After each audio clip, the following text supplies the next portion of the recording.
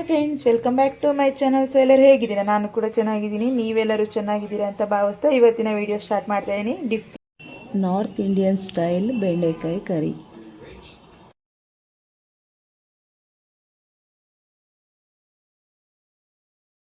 ಮಾಡ್ಕೋಬೇಕು ಅಂತಲೂ ಕೂಡ ತೋರಿಸ್ತೀನಿ.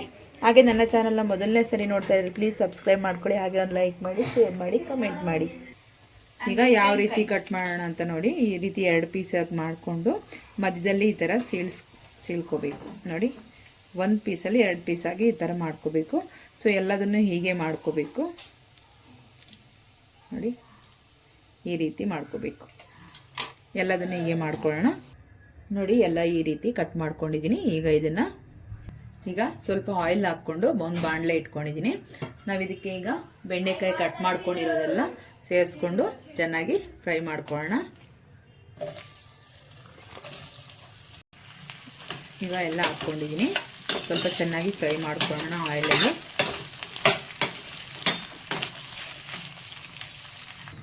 ಈಗ ನೋಡಿ, ಚೆನ್ನಾಗಿ ಫ್ರೈ ಆಗಿದೆ. ಈ ರೀತಿ ಫ್ರೈ ಆಗಬೇಕು. ಈ ರೀತಿ ಫ್ರೈ ಆದರೆ ನಮಗೆ ತುಂಬ ಚೆನ್ನಾಗಾಗುತ್ತೆ. ಸೊ ಈಗ ಒಂದು ಪ್ಲೇಟ್ಗೆ ಎತ್ಕೊಂಡ್ಬಿಡೋಣ. ನೋಡಿ, ನಾನೆಲ್ಲ ಪ್ಲೇಟಲ್ಲಿ ಹಾಕ್ಕೊಂಡಿದ್ದೀನಿ. ಈಗ ಅದೇ ಬಾಣಲೆಗೆ ಸ್ವಲ್ಪ ಆಯಿಲ್ ಹಾಕ್ಕೊಂಡಿದ್ದೀನಿ. ಬಿಸಿಗೆ ಇಟ್ಕೊಳ್ಳೋಣ. ನಿಮಗೆ ಒಗ್ಗರಣೆಗೆ ಅಂದರೆ ನಿಮ್ಮ ಗ್ರೇವಿಗೆ ಎಷ್ಟು ಬೇಕೋ ಅಷ್ಟು ಆಯಿಲ್ನ ಸೇರಿಸ್ಕೊಳ್ಳಿ. ಸ್ವಲ್ಪ ಬಿಸಿ ಆಗಲಿ. ಈಗ ಎಣ್ಣೆ ಬಿಸಿ ಆಗಿದೆ. ಸೊ ನಾವೀಗ ಕಟ್ ಮಾಡ್ಕೊಂಡಿರೋ ಆನಿಯನ್ ಸೇರಿಸ್ಕೊಳ್ಳೋಣ. ನಾನಿಲ್ಲಿ ದೊಡ್ಡ ಸೈಜಲ್ಲಿ 2 ಈರುಳ್ಳಿ ಕಟ್ ಮಾಡ್ಕೊಂಡಿದ್ದೀನಿ.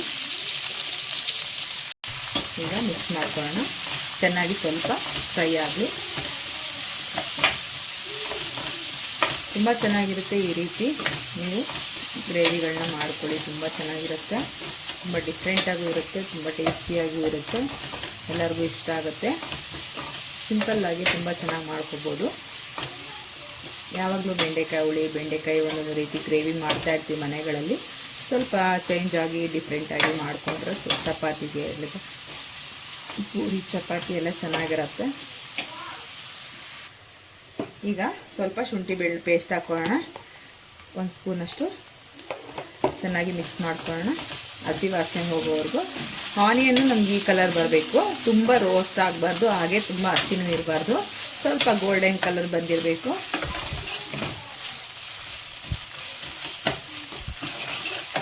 ನೋಡಿ, ಈ ರೀತಿ ಚೆನ್ನಾಗಿ ಫ್ರೈ ಮಾಡ್ಕೊಳ್ಳೋಣ. ಹಾಗೆ ವಿಡಿಯೋನೆಲ್ಲೂ ಸ್ಕಿಪ್ ಮಾಡಿದೆ ನೋಡಿ ಫ್ರೆಂಡ್ಸ್. ಪ್ಲೀಸ್ ವಿಡಿಯೋ ಎಂಡ್ವರೆಗೂ ನೋಡಿ. ಈಗ ಸ್ವಲ್ಪ ನೀರನ್ನು ಹಾಕ್ಕೊಳ್ಳೋಣ. ಇದಕ್ಕೆ ಸ್ವಲ್ಪ ಕುದಿ ಬರಲಿ. ಈಗ ಸ್ವಲ್ಪ ರೆಡ್ ಚಿಲ್ಲಿ ಪೌಡ್ರನ್ನ ಸೇರಿಸ್ಕೊಳ್ಳೋಣ. ನಿಮ್ಮ ಖಾರಕ್ಕೆ ಎಷ್ಟು ಬೇಕೋ ಅಷ್ಟು ನೋಡಿ ಸೇರಿಸ್ಕೊಳ್ಳಿ. ಈಗ ಸ್ವಲ್ಪ ಗರಂ ಮಸಾಲ. ಈಗ ಸ್ವಲ್ಪ ಟರ್ಮರಿಕ್ ಪೌಡ್ರನ್ನ ಹಾಕ್ಕೊಳ್ಳೋಣ. ಈಗ ಸ್ವಲ್ಪ ಜೀರಿಗೆ ಪೌಡರು, ಹಾಗೆ ಮೆಣಸು ಪೌಡರು ಸ್ವಲ್ಪ. ಈಗ ಸ್ವಲ್ಪ ನಾವು ಧನಿಯಾ ಪೌಡರ್ನ ಸೇರಿಸ್ಕೊಳ್ಳೋಣ. ಈಗ ಸ್ವಲ್ಪ ಸಾಲ್ಟನ್ನ ಸೇರಿಸ್ಕೊಳ್ಳೋಣ. ಈಗ ಎಲ್ಲದನ್ನು ಮಿಕ್ಸ್ ಮಾಡ್ಕೊಳ್ಳೋಣ. ಈ ರೀತಿ ಚೆನ್ನಾಗಿ ಮಿಕ್ಸ್ ಮಾಡ್ಕೊಳ್ಳಿ. ನೀರು ಹಾಕಿರೋದೇನು ಕಾರಣ ಅಂದರೆ ನಾವು ಡ್ರೈ ಮಸಾಲ ಹಾಕಬೇಕು. ಡ್ರೈ ಮಸಾಲ ಎಲ್ಲ ಸಿಗೋಗಬಾರ್ದು ಅನ್ನೋ ಕಾರಣಕ್ಕೆ ಸ್ವಲ್ಪ ನೀರು ಹಾಕ್ಕೊಂಡ್ರೆ ನಮಗೆ ಆನಿಯನಲ್ಲಿ ಸ್ವಲ್ಪ ಚೆನ್ನಾಗಿ ಮಸಾಲೆ ಫ್ರೈ ಆಗುತ್ತೆ. ನೋಡಿ, ಈ ಥರ ಆಯಿಲ್ ಬಿಟ್ಕೊಳ್ಳುತ್ತೆ. ಇಲ್ಲ ನೀವು ಡೈರೆಕ್ಟಾಗಿ ಡ್ರೈ ಮಸಾಲ ಎಲ್ಲ ಹಾಕ್ಬಿಟ್ರೆ ಏನಾಗ್ಬಿಡುತ್ತೆ, ಸೀದೋಗ್ಬಿಡುತ್ತೆ. ಈಗ ನಾವು ಸ್ವಲ್ಪ ನೋಡಿ ಒಂದು ಅರ್ಧ ಟೇಬಲ್ ಸ್ಪೂನ್ ಶುಗರ್ನ ಸೇರಿಸ್ಕೊಳ್ಳೋಣ. ಅದು ಬ್ಯಾಲೆನ್ಸ್ ಮಾಡುತ್ತೆ ನಮಗೆ ಖಾರ, ಸ್ವೀಟು. ಇದು ಸ್ವಲ್ಪ ಶುಗರ್ನ ಸೇರಿಸ್ಕೊಳ್ಳೋಣ. ಇದ್ರೆ ನಿಮ್ಮ ಹತ್ರ ಕಾಶ್ಮೀರಿ ಚಿಲ್ಲಿ ಪೌಡರ್ ಕೂಡ ಸೇರಿಸ್ಕೊಳ್ಳಿ. ಈಗ ನಾವು ನೋಡಿ, ಇಲ್ಲಿ ಅರ್ಧ ಲೀಟ್ರ್ ನಾನು ಕರ್ಡ್ ತೊಗೊಂಡಿದ್ದೀನಿ. ಇದಕ್ಕೆ ನಾನು ಹಾಗೆ ಬೇಸನ್ ಅಂದರೆ ನಾವು ಕಡಲೆ ಇಟ್ಟಿದೆಯಲ್ಲ, ಇದನ್ನು ಸೇರಿಸ್ಕೊಳ್ಳೋಣ.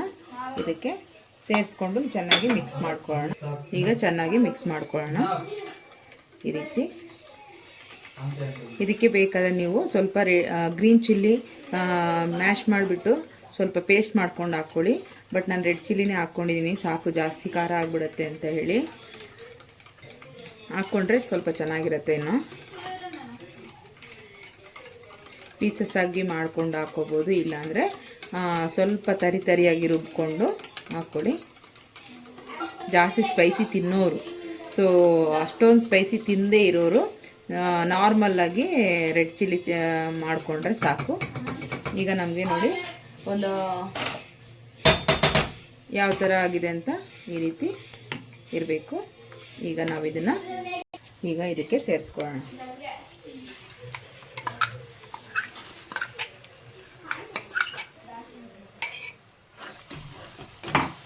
ಚೆನ್ನಾಗಿ ಮಿಕ್ಸ್ ಮಾಡ್ಕೊಳ್ಳಿ.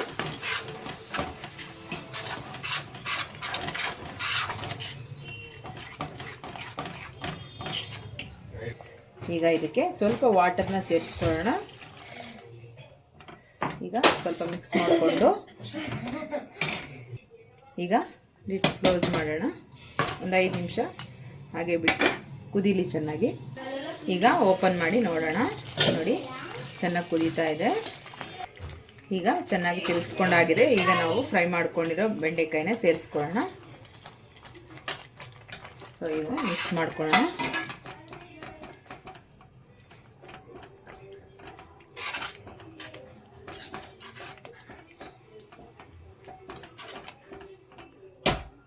ನಾವು ಎಲ್ಲ ಮಿಕ್ಸ್ ಮಾಡ್ಕೊಂಡಿದ್ದೀನಿ. ಈಗ ಸ್ವಲ್ಪ ಕಸೂರಿ ಮೇಥಿ ಹಾಕ್ಕೊಳ್ಳೋಣ ಮೇಲೆ ಈ ರೀತಿ.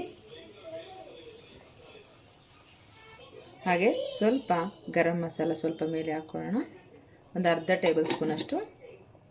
ಈಗ ಸ್ವಲ್ಪ ಮಿಕ್ಸ್ ಮಾಡಿಕೊಂಡು ಪ್ಲೇಟ್ ಕ್ಲೋಸ್ ಮಾಡಿ ಒಂದು 2 ನಿಮಿಷ ಕುದಿಸ್ಕೊಳ್ಳೋಣ.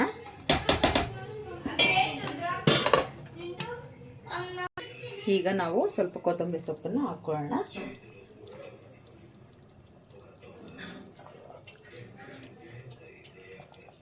ಈಗ ರೆಡಿ ಆಯಿತು. ಒಂದು 5 ನಿಮಿಷ.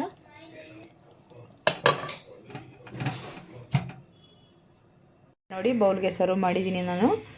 ನಾರ್ತ್ ಇಂಡಿಯನ್ ಸ್ಟೈಲು ಬೆಂಡೆಕಾಯಿ ಕರಿ ಯಾವ ರೀತಿ ಮಾಡೋದು ಅಂತ ನೋಡಿದ್ರಲ್ಲ. ಸೊ ನಿಮ್ಮ ಮನೆಗಳಲ್ಲೂ ಮಾಡ್ಕೊಳ್ಳಿ. ಅದಕ್ಕೆ ನಾನು ಚಪಾತಿ ಕಾಂಬಿನೇಷನಾಗಿ ಮಾಡಿದ್ದೀನಿ. ಸೊ ತುಂಬ ಟೇಸ್ಟಿಯಾಗಿರುತ್ತೆ. ಈ ರೀತಿ ಕರ್ಡನ್ನ ಯೂಸ್ ಮಾಡ್ಕೊಳ್ಳಿ, ತುಂಬ ಟೇಸ್ಟಿಯಾಗಿರುತ್ತೆ. ಡಿಫ್ರೆಂಟಾಗಿ ನಾರ್ತ್ ಇಂಡಿಯನ್ ಸ್ಟೈಲಲ್ಲಿ ಒಂದ್ಸರಿ ಟ್ರೈ ಮಾಡಿ.